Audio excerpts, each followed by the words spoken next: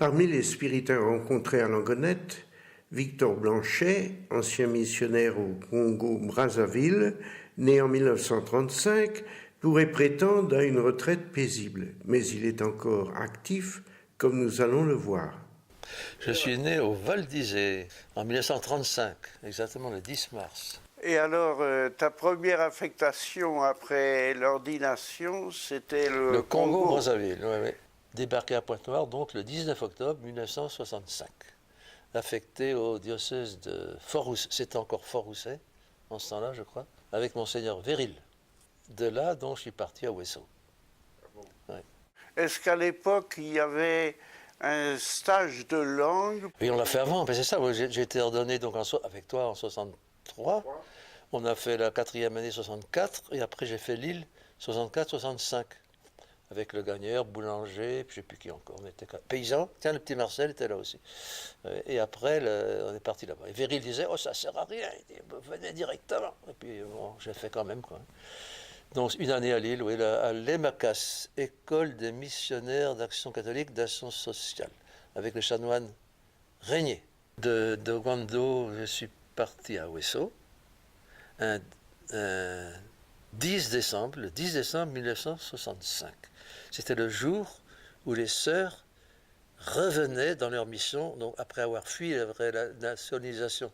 Et donc, elles ont été accueillies par le commissaire du gouvernement, un musulman, oui, très gentil. Donc, il les a reconduits lui-même dans leur maison, tu vois. Donc ça, j'ai jamais oublié ça. Alors là-bas, je suis tombé avec le frère Alfred, tous les deux. J'ai pas eu de curé au départ. Hein. Cours de langue, le lingala, heureusement, c'était pas trop difficile. C'est une zone où on parlait lingala? Lingala, oui. Moi, c'est facile, lingala. C'est facile. Tu l'as maîtrisé rapidement? Assez rapidement, comment il s'appelle, Delem, qui était là depuis longtemps, il est venu, je me rappelle, donc j'étais arrivé en décembre, et le carême suivant, donc j'avais fait chemin de croix en lingala. Et Delem était un peu, enfin, c'est pas pour me vanter, il était un peu étonné, il dit, tiens, c'est appris rapidement. Mais c'est vrai que c'est facile. Puis j'avais appris avec des petits, tu vois. Avec une grande personne, tu hésites à faire répéter. Le petit te dit Naloba Lisusu, que je dise encore. Je dis oui, dis encore. Mais ça rentre comme ça, quoi. C'est assez facile. Ouais. Donc tu disais la messe en lingala? Oui. Pas tout de suite, mais très rapidement. Oui. Et puis après, c'était surtout le ministère paroissial. S'il est tourné aussi sur les chantiers forestiers. Je suis allé aussi donc de Ouessant, après la mort du père Guibert, je suis allé en tournée sur Souanké, où avait vécu le père Guibert. Et puis après, Marcel Pelote. Donc là, c'était 350 km par des pistes. Oh là, mon Dieu, oui. Donc je suis resté à Ouessant, donc de 65 à 77. Et c'est là que j'ai rejoint l'équipe du fleuve. Qu'est-ce qu'il y avait dans l'équipe? Cette équipe, tu le sais, était initiée par Joseph Gross. Ouais. Donc j'ai commencé avec eux, Joseph Wollenscheider, Corentin Le Soliec, Paul Le Berriot. Puis moi, j'ai fait la 4e roue, quoi. Mais dès le début, quoi, assez rapidement, quoi. Donc j'ai pris l'avion à Ouessant pour les rejoindre à Imfondo.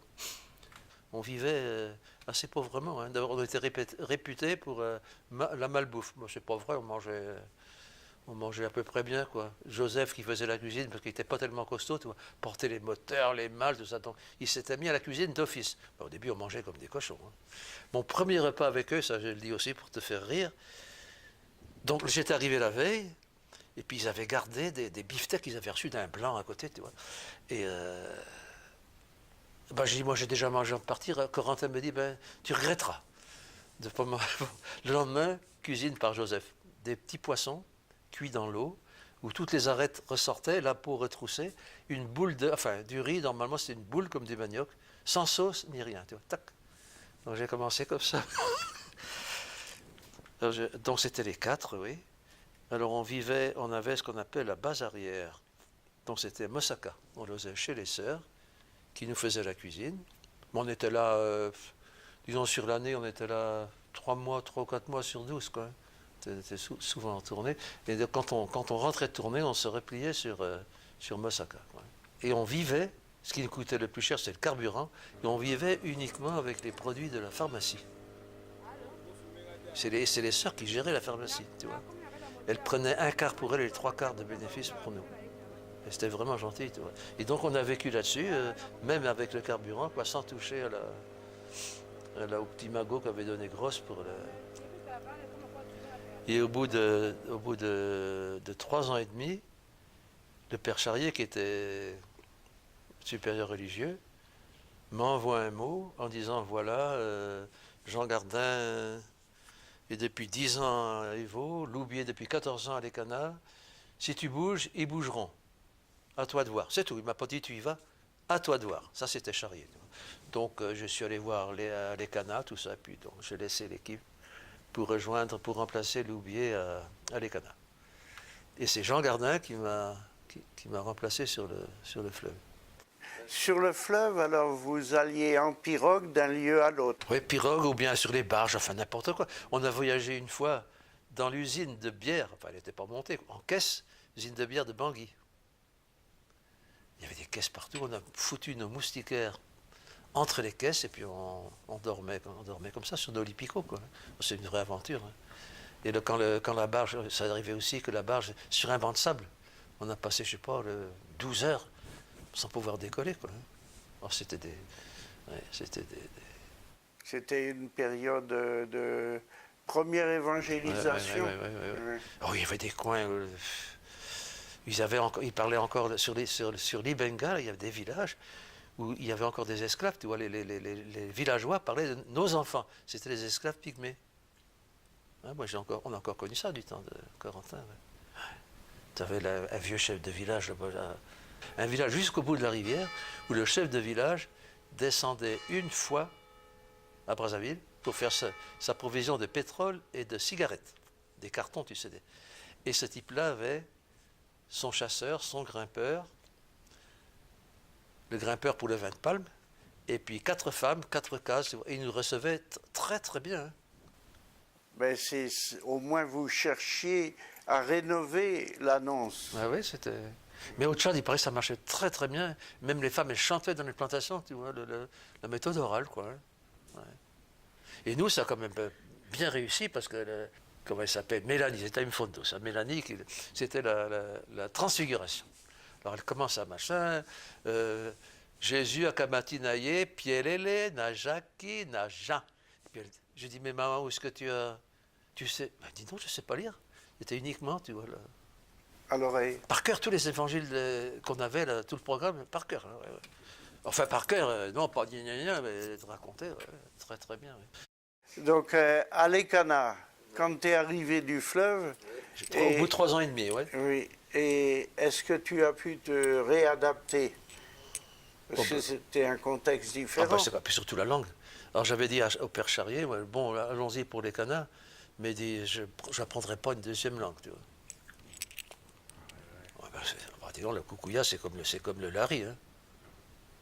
Et alors, j'arrive là, il y avait comment, Loubier, Pierre Loubier, il est resté avec moi quelques mois, c'est bien. Hein. Et donc, il m'a initié un peu. Alors là, tu sais, au bout de 15 jours, tu te dis, il faut bien l'apprendre, tu vas pas rester là. Heureusement, je l'ai appris, je suis resté 14 ans, tu vois. Mais alors, je me suis donné, hein. J'avais un cahier où je notais tous les mots, tu vois, je demandais après à Loubier, ça veut dire tout ça.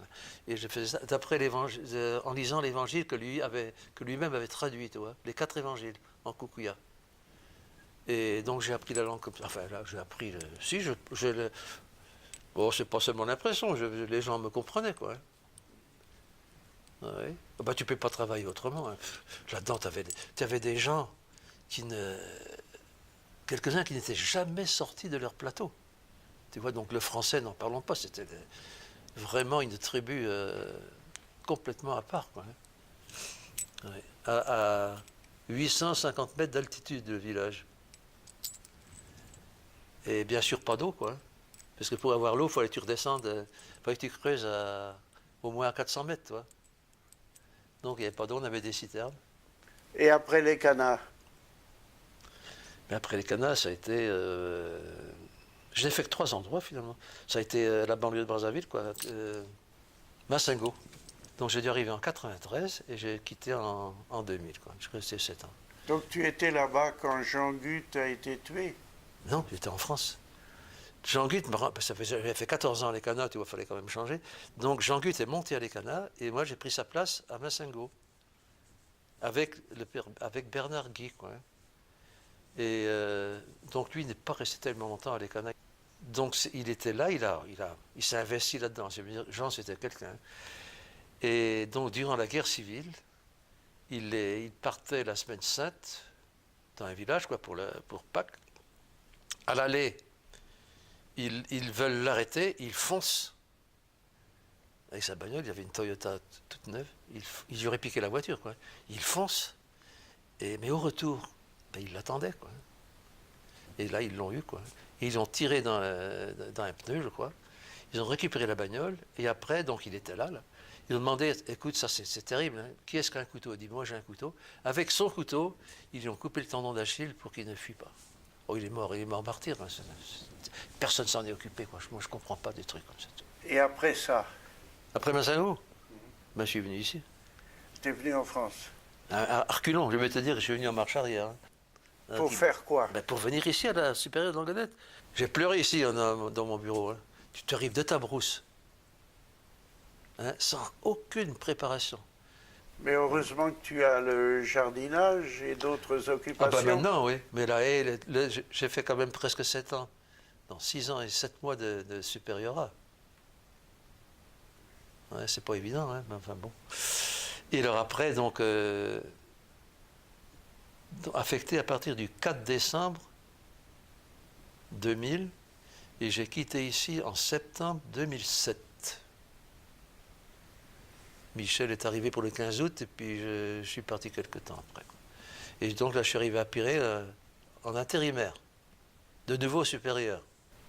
Alors depuis ce temps-là, au début, il n'y avait pas Patrick, donc là, je bricolais quand même pas mal, quoi, hein. Pas dans le jardin, hein, dans la maison, j'ai fait des cagibis, ranger les trucs, tout ça. Et puis après, donc Patrick est arrivé, donc je me suis mis au jardin, quoi. Alors les journées sont très vite passées, hein. Le matin, donc tous les matins, je vais regarder les poubelles, écraser les boîtes, plier les cartons, les bouteilles plastiques. Tous les 8 jours, on s'en va à la déchetterie avec Jeannot. Après, je plie les cartons. Bon. Et puis après, je rentre quand même chez moi, tu vois. Mais alors là, tous les après-midi, je suis dehors, quoi. Et puis il y a quand même du ministère un peu de... Tiens, demain, je m'en vais à Guiscriff. Dans tout ce que tu as vécu, quels sont les moments qui t'ont satisfait le plus? Ah ben, c'est mes 14 ans à l'Écana, hein. Enfin, tout, plus ou moins, quoi. Mais alors, ce qui m'a marqué le plus, je pense, c'est les 14 ans à l'Écana chez les Coucouillas, quoi. On était bien avec les sœurs. Il y avait Corentin. J'étais 10 ans avec Corentin à l'Écana, hein. Et puis on avait donc 7 ou 8 communautés sur le plateau, donc toutes les semaines on était dehors, tu vois. C'était bien. J'ai construit 3 citernes, des petites églises de brousse, donc c'était bien. Puis on était bien hébergés par les sœurs, tu vois. On faisait de la boucherie. On avait des patates qui poussaient sur place. Non, mais même au point de vue ministère, je pense que c'était... Moi, j'ai bien aimé aussi le fleuve, hein, parce que là, c'était plus dur que les canards, hein. Le fleuve, oh la vache. Avec le grand Paul, une tournée à pied. C'est des vieux païens. Il disait même pas mon père, il disait Monsieur Paul, le vieux. En pirogue, avec le cuisinier, heureusement, parce que tu avais des jassins d'eau où ta pirogue se plantait dessus. Donc il fallait des grandes perches qui faisaient, je ne sais pas, 4-5 mètres pour atteindre le fond de la rivière. Bon. Après, tu avais tourné comme ça pendant toute une demi-journée. Et après, tu te tapais 18 km à pied avec ta boîte de sardines et puis ton petit tapis pour dormir, quoi. Et le grand Paul, qui même, première journée avec lui, qui même me suit. Tu vois, ça, c'était dur. Hein. Ouais. Cette période de la mission, ce type de mission, c'est probablement fini? Oh ben oui, c'est moins là-bas. Là, par exemple, ce fleuve qu'on faisait, maintenant ils le font à partir d'Oyo, tu vois, avec les Polonais, ils ont fait une route. En 15 ans, c'est un autre monde quand même. Ah oui. Bon, eh bien merci Victor. Je pense que tu vas tirer tout ça. Hein. Moi, c'est pas un témoignage, c'est du bavardage, c'est pas pareil. Non, c'est intéressant. C'est une période de l'histoire de la congrégation. Merci beaucoup. Je t'en prie, mais il y aurait tellement de choses à raconter.